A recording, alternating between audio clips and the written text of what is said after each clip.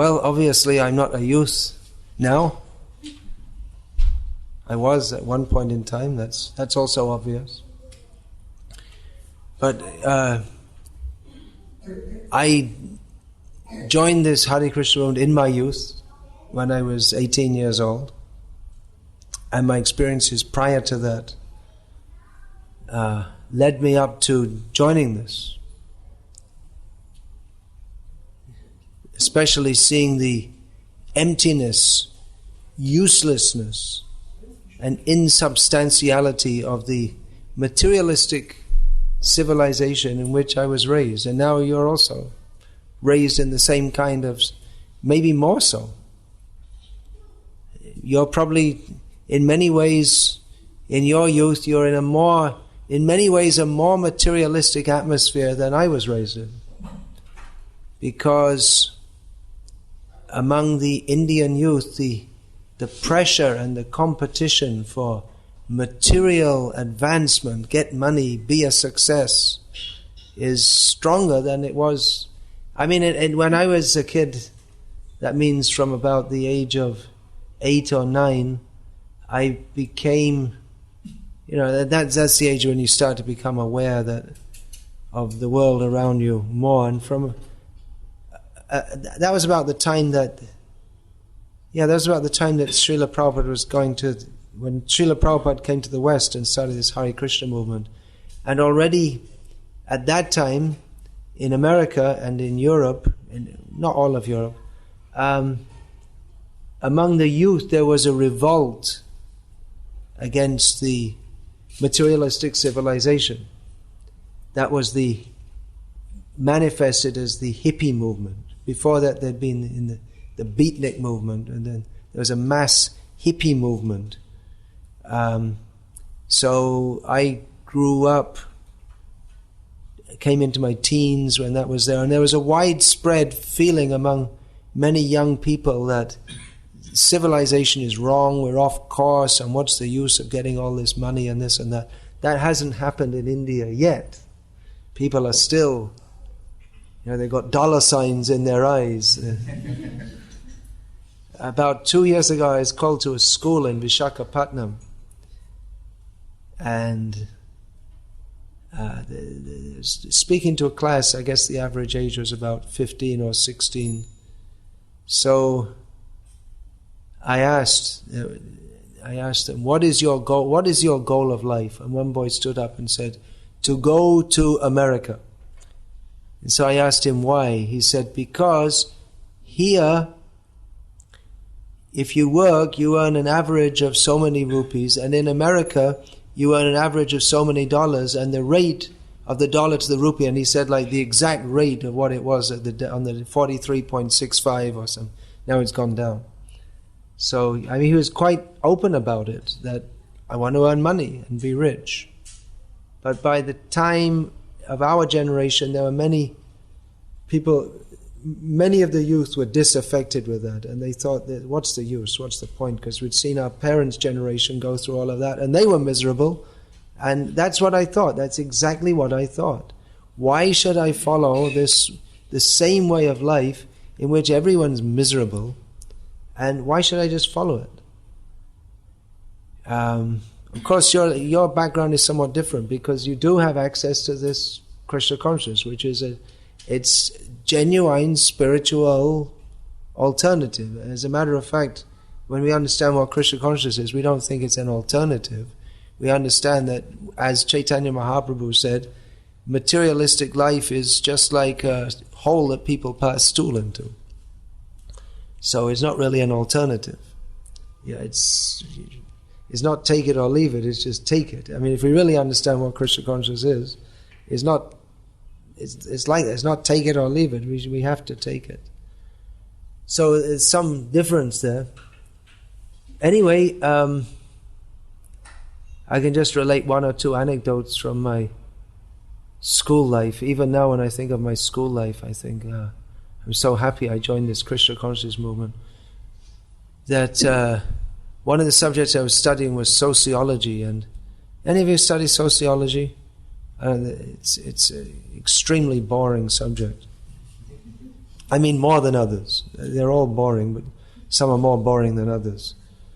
They're just talking about ordinary life, but they use all these big long words. So in the class, we were sitting there in the class. I said to the teacher, "Actually, this is all rubbish," and he agreed. He said it's true. They were talking about these fishermen who they go out for 3 weeks, 4 weeks. They come back, they get drunk for a few days, and then they go back to sea. And what do you want to study that for? What's the value of studying that? So he agreed. He said, yes, but you have to study it to pass your exam. And another teacher told me, which we already knew anyway, the moment you leave this school, you can forget 99% of everything you studied. It won't make any difference in your life whatsoever. You just need to pass the exam. That's all. And then when I decided I didn't want to go to university, and everyone was telling me, well, you'll really regret it if you you'll really regret it if you don't, in future, if you don't go to university. Well, I never regretted it. And many people ask me, which university you go to? I've been to so many universities. Not to study, but to teach. I never studied, but I teach. I gave so many lectures in so many universities. So they were all trying to convince me I should go to university, and then I was already convinced I didn't want to go. But then when the final thing that fully 100% convinced me not to go was when one teacher said, well, at least you don't have to work for 3 years. If you can get an easy course and just fool around and just, have fun for 3 years. And I thought, why do I want to waste my time? If that's the best reason you can say for going to university, just waste your time for 3 years, then why bother? Well, that's definitely a reason not to go, because there's nothing better to do. So I was quite convinced of the insubstantiality of everything in the material world that there is to offer. And when I came in contact with why I have this book sitting in front of me, because I wanted to read from this, Srimad Bhagavatam, after being forced to read all kinds of rubbish things in the school, I finally found something that was worth reading when I came across Srila Prabhupada's books, that everything else I'd read previous to that, like I say, insubstantiality. There's nothing really there. It seems like it should be. It's presented as if it's important, but there's nothing actually of any value there. Then we read Prabhupada's books. So you have to apply your mind to listen to this. This is not a cartoon book. It's not a Tom and Jerry. So you have to think. It's intellectually challenging. But it's more than just it's not empty intellectualism. It's not intellectual just for the sake of showing off. I'm a big brain. That's useless intellectualism. But this Srimad Bhagavatam gives subject matter which is the actual point of human intelligence, is to apply the intelligence to understand this. In human life there is more intelligence than the dogs and the cats. You might have noticed sometimes. It's not always obvious, but sometimes it seems like that. So human intelligence is meant for understanding this. And if we don't try to understand this, then we're simply dogs and cats. So what is this so wonderful subject matter? Please try to understand. It's not easy to understand, but it's not impossible also. So this is the first verse of Srimad Bhagavatam. There are 12 cantos. This is the first canto with purports. It's also, it's not something it's not like a novel. You pick it up and read it, and while you're stuck in the traffic jam, and then you throw it away. But this is something we can read again and again and again, and every time we read it, we will find more and more how it is profound. This is exactly the correct word, profound. Who can say what profound means?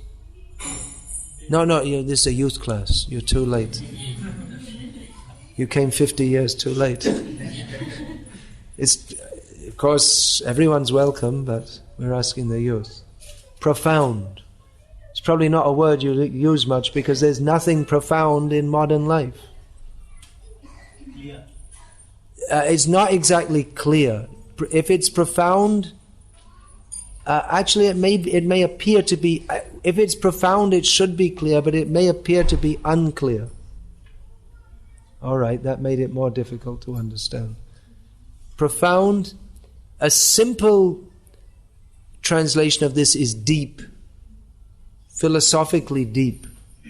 And not just philosophically, but emotionally, intellectually. We are all destined to die. That is, you could say that is a profound statement. It lifts us, it's a statement which lifts us from our ordinary level of triviality. Ordinarily everything we do and say, it's concerned with triviality. You all know what that means. Trivial, what is trivial? Is light, insubstantial. Means like halka, faltu, something like that. Meaningless or very little meaning. Alright, so let's read this. The first verse, it's profound, very deep.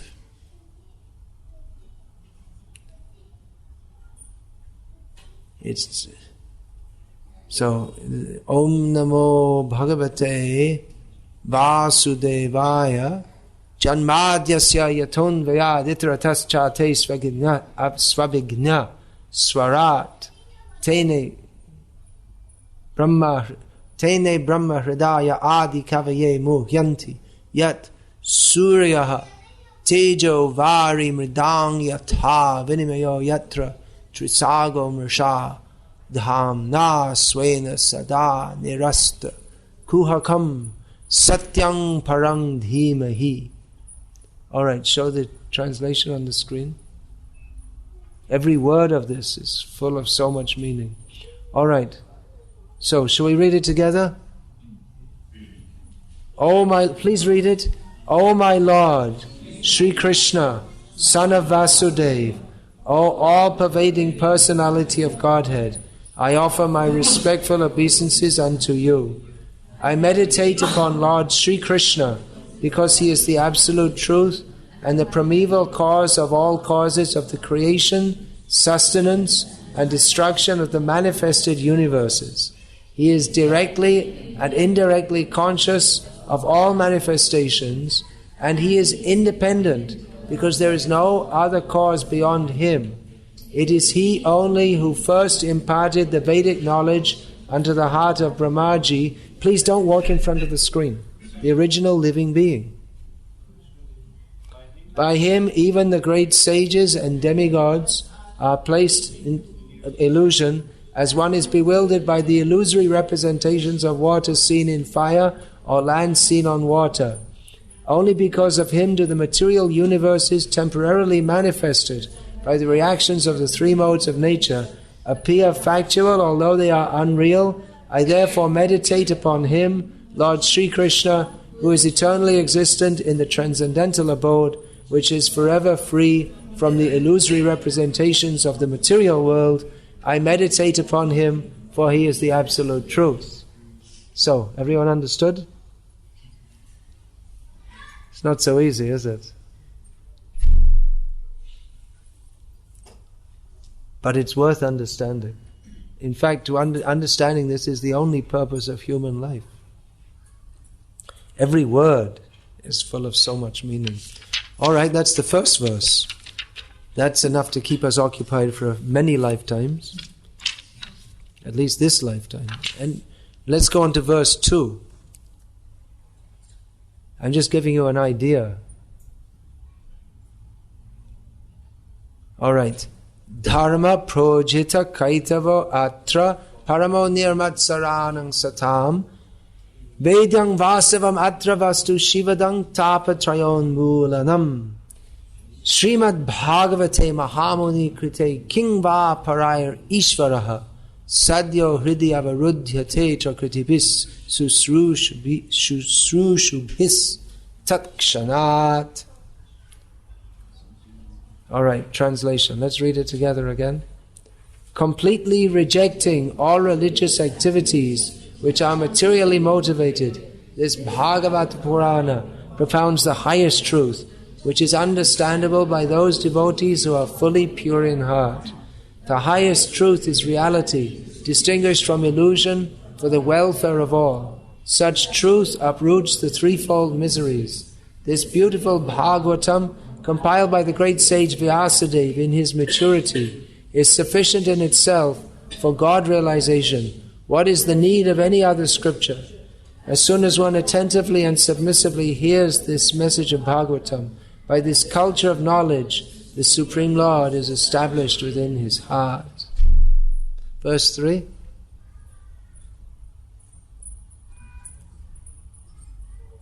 Got it? Nigama kalpatara galitang palang shukamakadamrita dravasangyatam pibata bhagavatam rasamalayam mahuraho rasika bhuvibhavukaha. In translation, O expert and thoughtful men, relish Srimad Bhagavatam, the mature fruit of the desire tree of Vedic literatures. It emanated from the lips of Sri Sukadeva Goswami. Therefore this fruit has become even more tasteful, although its nectarian juice was already relishable for all, including liberated souls. I'm not reading the purports. The purport to verse 1 is 6.5 pages, just to give some explanation. Well, personally I feel very enlivened by reading this, even though I've read it maybe hundreds of times. Usually when you read something again and again, it becomes kind of boring, doesn't it? What books have you read that you enjoyed reading? Any books? Are you embarrassed to say, or what? What are some famous books? Harry Potter.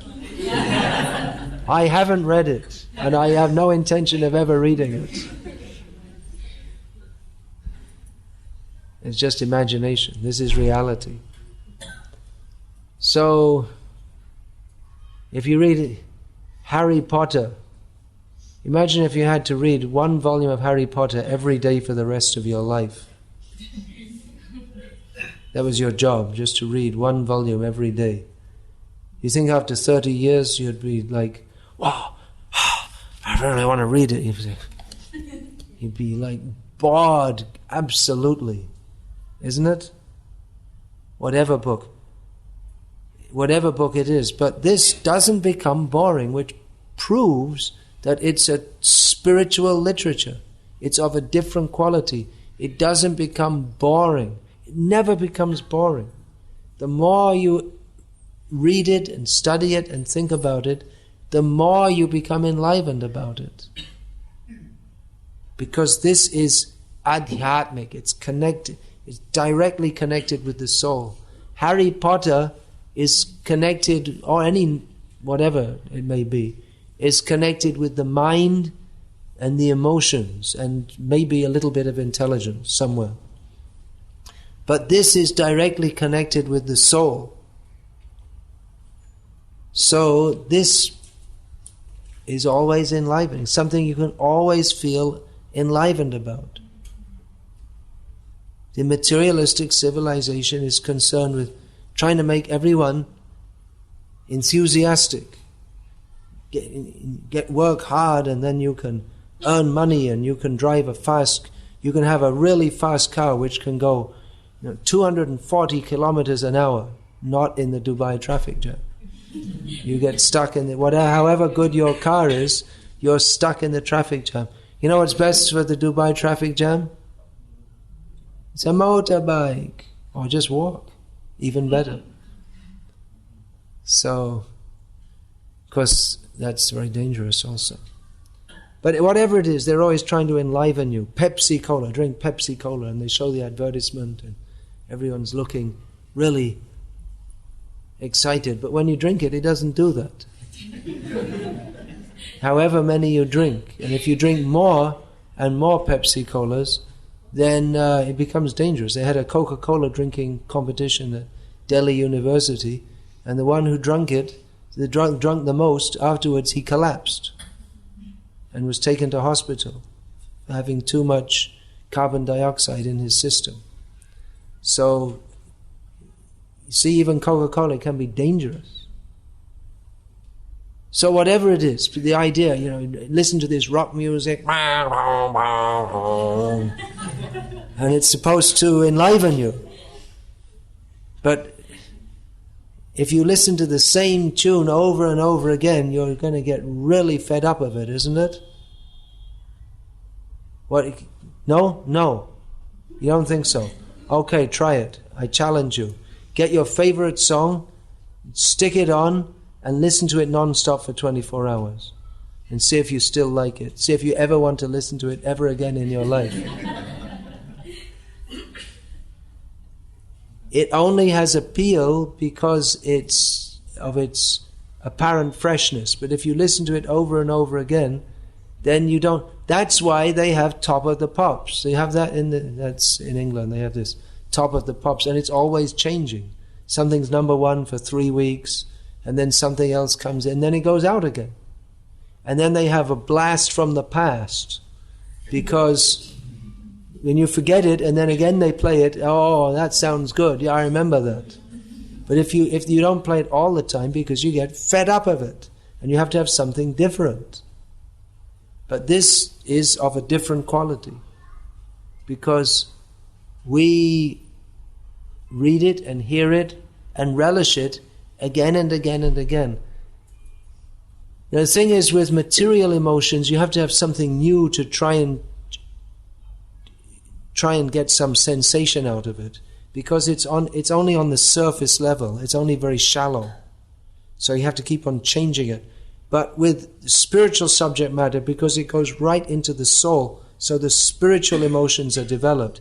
It's not that it doesn't become boring, because what happens at the spiritual level in our relationship with Krishna, there's rasa, which means there are all kinds of different spiritual emotions which are becoming enlivened. So even though Krishna Leela, it's a fairly simple story. I mean, a boy gets born, and then he's born in a prison, and then gets carried over the river to Gokul, and he grows up and he kills a few people, and then he dances with the gopis, and like this. From the point of view of a story, Krishna Leela, it's maybe not very exciting, even compared to Ram Leela. That's an exciting story, isn't it? But then compared to the rise and fall of the Roman Empire or Harry Potter, it's maybe not very interesting. But one thing's for sure, when Harry Potter is completely forgotten and there's no trace of any Harry Potter in the whole of human civilization, there's still going to be people chanting Hare Krishna.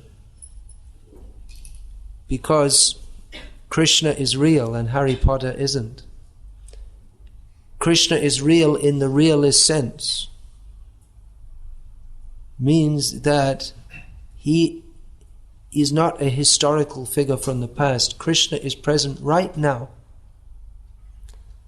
And our relationship with Krishna, that is the... Please come inside. Get a way to come. That is what really matters. Everything else is fragile and temporary. So please try to understand this.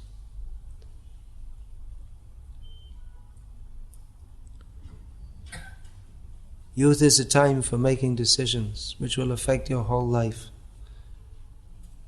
So please try to understand what is actually beneficial for you in the deepest, in the most profound sense of the term. See, I taught you a word today, profound. Human life is not meant for being shallow, superficial. Hi, how are you doing? Whoa. And already the person's already, he says, "Hi, how are you doing?" And before you can give an answer, he's already 100 meters down the road. He doesn't care how you're doing. It's just, "How are you doing?" You just say that, but you don't care really how they're doing. So superficial. Everyone's too busy to care about anyone else. They only care about me. I, me and mine. Krishna consciousness means to stop getting carried away by all the glitter, the tinsel, the noise, the propaganda of modern life, which everything is at very great speed. Just stop. Think, who am I? Where am I going? What is the real purpose of life? What do I really want in life? What is the real value of life? If I become as rich as Bill Gates, or as powerful as George Bush, or as beautiful as whoever's the latest Bollywood film star. Who's the latest? They're all, all the ones I heard of, they're all finished now. Even if you become as popular as Shah Rukh Khan, what have they got? What actually of substance have they got? What's their realization of life? They simply grow old and they die. Film star, how long do the female film stars live? Maximum age 32, 33, must be it? Is it? Then with makeup and everything, they can maybe drag them on till 35. And then that's it. Beauty is gone. And no one cares for them. And then there's someone else, some other beautiful film star. They don't have anything of value. Actually, they're just full of anxiety. The film stars, they're full of, that? They're all full of anxiety. That my career, is it going to go on? How popular am I? They're full of envy of the other film stars. They're always in anxiety. Sada samudvigna. They're always in anxiety. But a devotee of Krishna is in a much better position than the richest person in the world, the most famous, the most beautiful, because they can look at all of that and say, I don't need it. I don't need to spend my life chasing after what someone else has got that I'm trying to get. I don't need that. I'm okay without that. I don't need to make my hairstyle the way someone else thinks it should be. I don't have to dress in a way that someone else thinks that I should dress to be fashionable. I don't have to chase after some career so that everyone can look at me and say I'm successful. I don't need that. I've got Krishna. Satisfied with that. I've got something better. Better than what Bill Gates has got. Better than... Who are all those film stars? Madhuri Dixit and...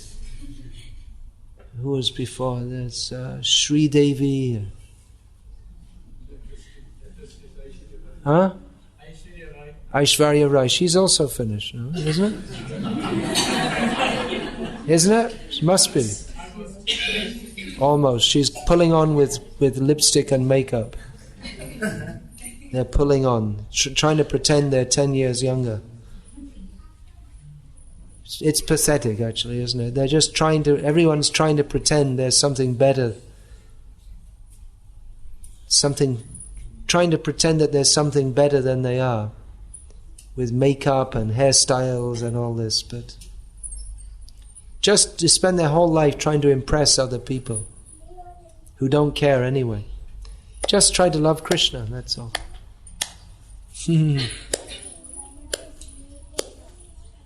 You'll be satisfied. You don't believe me? Well, you can spend your whole life and see what happens. Just look around you. The whole world's full of frustrated people. Why be like that? Why not try for something better? Why live your life in a way which is already a proved failure? If you say, failure means what you call a success, heart surgeon, success, this, that. That's called a success. Earning a lot of money, big position in a MNC. But they're all these people who are called successes, they're all failures because they don't have any peace of mind.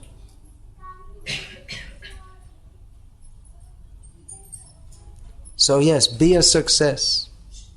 But the real success is if you have self-satisfaction. Otherwise, if you have millions of dollars but you can't sleep at night because you're full of anxiety, and you look in the mirror and think, oh, you don't feel satisfied with yourself. Or you look in the mirror and you're looking and you're thinking, I want to be something which I'm not. And you spend your whole life chasing after, trying to be something that you're not. What's the purpose? Trying to be something which you can't be anyway. You're dreaming of becoming as beautiful as Madhuri Dixit used to be. But you're born with what you get. Not everyone's going to be beautiful, not everyone's going to be famous and rich. Most people aren't. One devotee was telling me he's from New York. So in America, one of the popular sports is basketball. So there was when he was growing up, there was one kid he was growing up with he just really wanted to be a basketball star. And he would practice all day and he was dreaming of it, but it was impossible because he was short. And to be a basketball star, you have to be tall. There's no basketball stars who are short. It's just not possible. So it was a useless dream, impossible to fulfill. But whatever you are, if you're poor, if you're illiterate, if you're physically handicapped, if you're not materially very intelligent, even if you have all of these drawbacks, you can be in a much better position than a materially successful person, simply if we understand that I am part and parcel of Krishna, I'm Krishna's servant. Whatever situation I'm in, that's because of my previous karma, and now let me chant Hare Krishna. So, Hare Krishna. That's my suggestion to you. Think, who are you? Where are you going? What is the purpose of life? At the time of death, when you have to look back at your life, will you be content that I spent it in the best possible way? I did the best thing I could. And one thing's for sure, that if you spend your life earning money, drinking beer, going to movies, at the time of death, at the latest at the time of death, you're going to realize I wasted my life. So, Hare Krishna. You can throw the rotten tomatoes now if you like.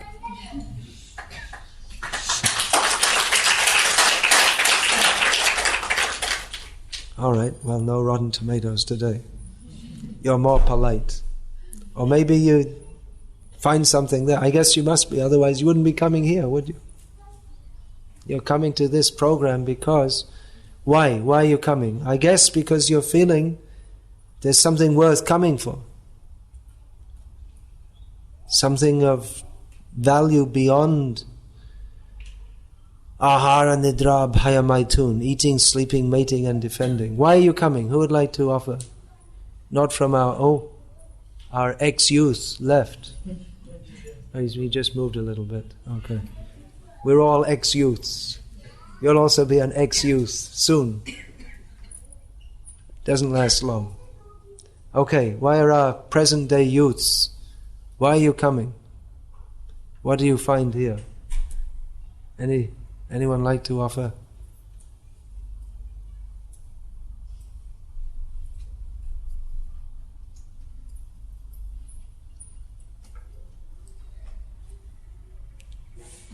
Anyone? Peace of mind. You find there's some peacefulness here. Yeah, that's it. Sorry? I'm sorry, I can't hear because there's kids are doing what kids do, making a noise. To have the joy of good association. That's joyful, isn't it? Yeah. That's real joy. That's the joy you won't get like at the Coca-Cola advertisement. Artificial joy. Anything else? Yeah. To learn more about Krishna and to have clean fun. That's a good one. Clean fun. To get closer to Krishna. That's very good. Very nice. Yeah, it's a fact. Devotees are peaceful in a way which, just that you can take drugs. People who are like hyperactive, they can take drugs and it calms the nerves, but it doesn't make you peaceful at heart. One of my friends, a devotee in England, he's not a sannyasi or a monk like me. I mean, he's a family man. So he makes his living by selling art. He has artists who paint pictures, and he goes door to door in the rich areas and sells art to people who can afford to buy. You know, they've got so much money they can spend £1,000 on a piece of canvas with some painting on it. So in one place he was selling some pictures, and he was dressed in what we would call secular clothing, and you would just say normal clothing. So he sold it and this and that, and then the people in the house who had just bought the pictures from him said, "You seem to be very peaceful. How is that?" They noticed. He said, "Well, actually I'm a devotee of Krishna and I do spiritual practices every day, and it makes me very peaceful." So even they know, he just came as a salesman, but they could appreciate that he's very peaceful. And actually I happen to know this because he told me what happened was, he said, "Oh, Krishna, yeah, I know about that. My uncle, he's a member of that. He's in India. It was me." Some relatives of mine who I never even knew existed because I left home so long ago. And unlike Indian families, there's no closeness in Western families. And it's going to come in India, among Indian families soon also. It's the same way of life. There's no closeness. I met my father about 2 years ago in England. I go there once a year, and he was telling me about one of my sisters. I see my father about once every 2 or 3 years, something like that. Not that there's no bad feelings or anything, nothing like that, but, he's living in England and I'm not, and we don't see each other much. So he was talking about one of my sisters. He said, "I see you more than I see her." She just, you don't bother. You think, well, what do I need my father for? They have no interest. He's an old man, as you can imagine. So it's like that. There's no feelings, just everyone's on their own. So in Krishna consciousness we encourage also, although I'm a sannyasi, but we also encourage that the traditional values in Indian life of family life centered around Krishna, this is very good actually. I mean, the background you have in many ways is very good. In fact, in England, many men, they like to marry girls of Indian background. Not many, but there are quite a few who like to marry girls of Indian background because they think they'll make better wives, because the culture is better. So even they recognize that this culture it's very good. So modern, in so many ways we can't avoid the modern way of life, but there are many good points of the old culture, so we're stressing this. Have good families in Krishna consciousness. Look after your children nicely, and even materially, that it's much more stable and peaceful and happy to have like a normal family life, rather than, getting divorced 6 times and having 8 children from 7 marriages. And that's a bit of an exaggeration, but that's how most people are not. It's not that extreme. Most people in the West, they just go through 2 or 3 marriages, not 6 or 7. But like like the rock stars, that's what they do. They get married about 6, 7, 8 times. But is there any happiness in that? No. It's better just to live what we might call a normal life and be peaceful and satisfied with that, rather than and have the happiness of seeing your children grow up and also be good devotees of Krishna. That's much more satisfying than chasing after some impossible dream. Here's a little Mastiwali, devotee of Krishna. Are you a devotee of Krishna? Good. Here's your other.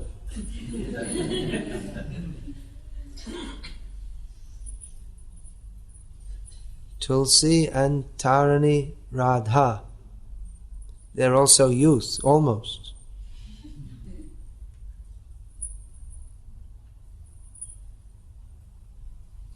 What can you tell me about Krishna? What's Krishna's... Tulsi, tell me, what's Krishna's favorite plant? Tulsi, that's right. Can you tell me any other name of Tulsi? Tulasi is the Sanskritam. Now that's a difficult question, isn't it? Vrinda, very good. Any other names?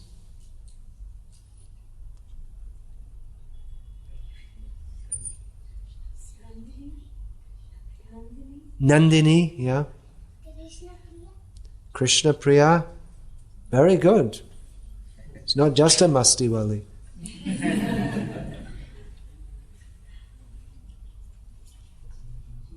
All right, that's good. All right. Anyone else like to say anything else? Any questions, comments, doubts, protests, anything?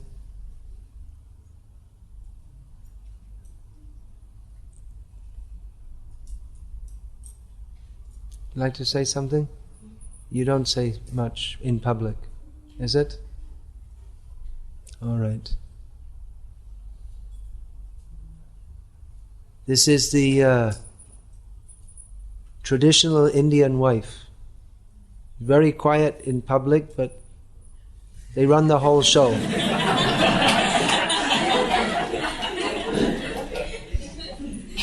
The men feel like they're in charge, but they know actually who's in charge.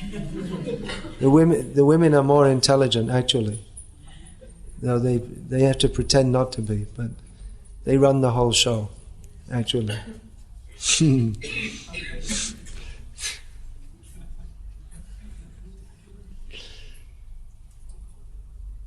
That's the secret of how to have a happy family life for the women. You let the men be in charge, and let them have their say. But actually, it's the subtle way. Anyway, she can tell you. The men know also. If you try to dominate, it doesn't work. But it's actually by affection and service to the husband that then they'll just do whatever you like. That's how it works. But if you try to dominate, I'm on top, I'm better than you, it doesn't work. Yeah, you're going to say something?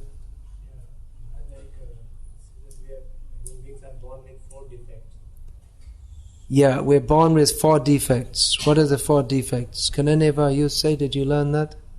Did you teach them that? What are the 4 defects of every conditioned soul, not only human beings? Why are we imperfect? What is our imperfectness? Who can say? You didn't get that one. All right. The first one is that everyone makes mistakes. Who can deny it? Everyone is illusioned. Everyone's in illusion. That covers everything. Everyone has imperfect senses. Imperfect, for instance, you can't see what's on the other side of that wall. The sense of vision only works within a limited sphere.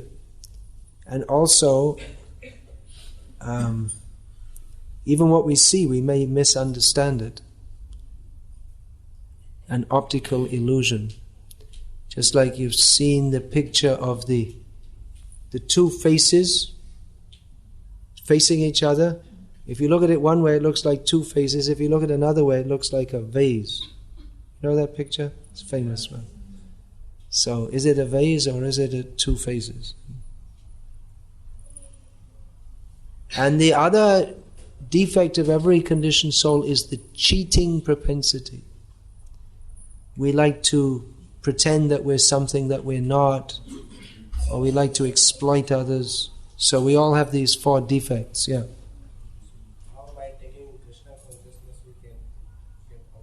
How can we come out of these 4?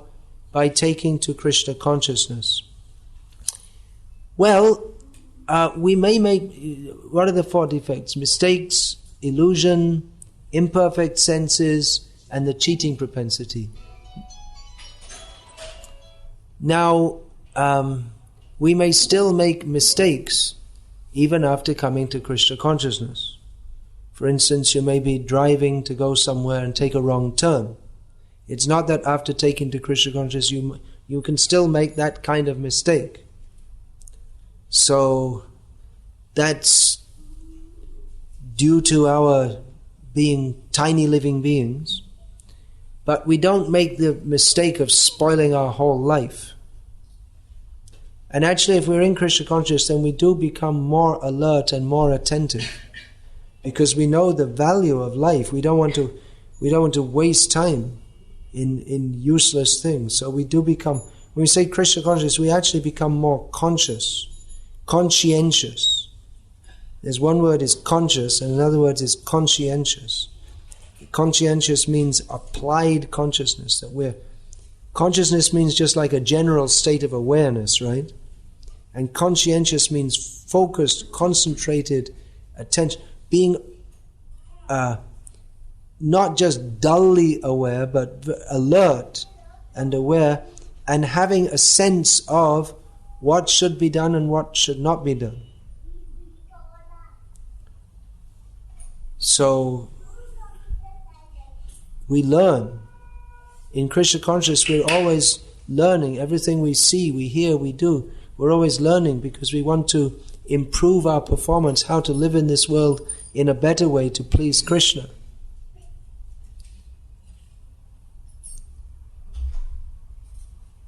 So,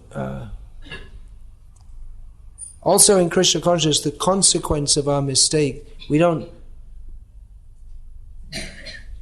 the consequence of our mistake, that will reflect on our service to Krishna, so we don't want to make mistakes. But if we make some material mistake, we don't get any reaction for that, because our life is offered to Krishna. We're not going to take birth again in this material world. Brahm Pramad, then illusion. Everyone is in illusion, but in Krishna consciousness we're not in illusion. In non-Krishna consciousness we're in the illusion of thinking, I belong to this material world, I am part of this world. But in Krishna consciousness we're not in that illusion. We're thinking, I'm a spirit soul, I'm part and parcel of Krishna. And imperfect senses, that also, as limited beings, it's not that when you take to Krishna consciousness you're going to see what's on the other side of the wall. So, it's not that we become, it's not that by Krishna consciousness we stop being a limited being, but the limitations are the limitations of being a limited being. That doesn't stop us from understanding the unlimited Krishna. And the cheating propensity, we come out of that. If one is in Krishna consciousness, then why should you want to exploit anyone? There's no reason to do so. The cheating propensity of always trying to show I'm bigger, I'm better. Instead, a devotee always thinks I'm smaller. Everyone's going? Make sure they get some prasadam. Is it? Is it? Okay, fine. Don't go without prasad. Yeah, then anything? Morning you spoke in brief something about attachment and detachment from the materialistic world in the morning session. Can you just elaborate a bit? Yeah, it's quite a big subject. Attachment. Everyone is attached to this material world. I am attached to the apartment I live in because I think it's my apartment. Someone who is detached, he thinks, well, I don't belong here. I'm only temporarily here. So he's not attached. But a devotee is materially detached but spiritually attached. He thinks that, well, I'm living in this apartment. He's materially detached. He doesn't think, it's mine, I belong here. He knows I'm only temporarily here, but at the same time he thinks that while I'm here, I have to serve Krishna in this apartment, so I should maintain it properly. He's not irresponsible. Again, I was saying this as an example of the knowledge we get by studying Bhagavad Gita. So please study Bhagavad Gita. Then we'll have more understanding of this. Really, it makes a great difference in our lives if we study Bhagavad Gita with Prabhupada's purports and Srimad Bhagavatam. It really adds a dimension, just a completely different and wholly better dimension to our lives. We see things in a different way. It's like you're living in the world. That example is given in Bhagavad Gita. Padma patram evam bhasa. It's just like a lotus. The lotus leaf grows in the water, but it's above the water, and even if the drop of water drops on it, it won't stay long. There, so it's in the water, but at the same time it's detached from the water. So it's like that. We can live in this world and at the same time identify ourselves fully with Krishna. And it doesn't mean we become irresponsible. Rather, devotees, they become, in many ways, because we have to live in this world and serve Krishna, devotees actually become very tuned into the world in many ways. Just like I was saying, I never studied in any university, but I've gone to many universities to lecture there. Or I never earned a living, you might say, in the normal way. Actually, I did a little bit before I joined this movement. But at the same time, I travel all over the world, which people might think is something which successful people do.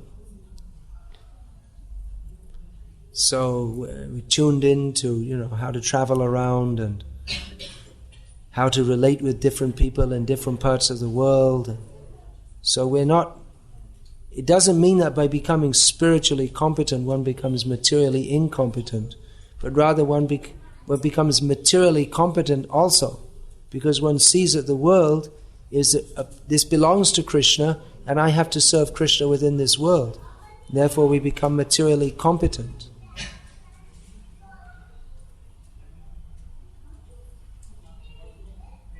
Yeah, anything else?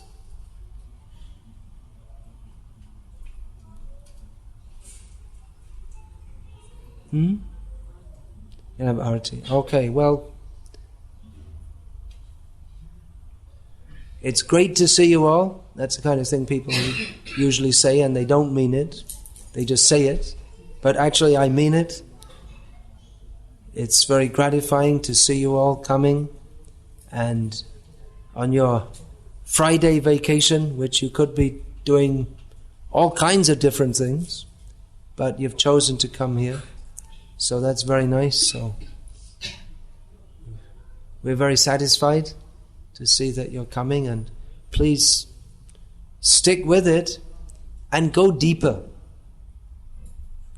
Go deeper, and there's no limit to the depth you can go. And the more deep we go into this Krishna consciousness, then the more we find that it's simply blissful and satisfying to the soul in a way which people living the frustrated, stressed out, materialistic way of life, they simply cannot imagine.